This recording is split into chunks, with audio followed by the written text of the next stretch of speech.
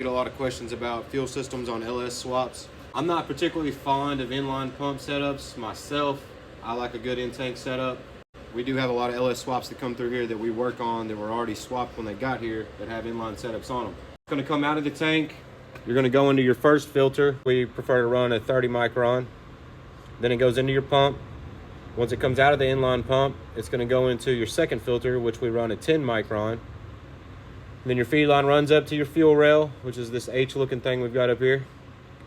Once it passes through the fuel rail and comes out at the return, it's going to go into your regulator. Yes, we regulate it after the fuel injectors and the fuel rails. And from there, it comes out of the regulator and goes return all the way back to the tank. Like this, you're going to want to run two filters. You've got a pre-pump filter and then a post-pump filter.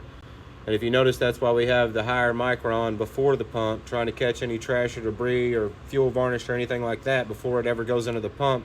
And then the second one is just an extra assurance before it actually hits our injectors and our rails. Now, an in-tank pump is going to be set up quite similar in the sense of feed coming out of the tank, going to the rails, coming out of the rails, going to the regulator, and then returning back to the tank from there. Where it's different is on an in-tank pump, as long as you're running a sock filter, you only need one filter on the feed line. This sock filter is going to act as your pre-pump filter. Once it comes out of the pump, comes out of the tank, we're going to run into a 10 micron filter on the frame rail, and then from there it'll go up to the fuel rails. Now, questions I get commonly asked are how many fuel filters we need to run, what micron count fuel filter you want, and whether or not the regulator needs to be before the rails or after the rails.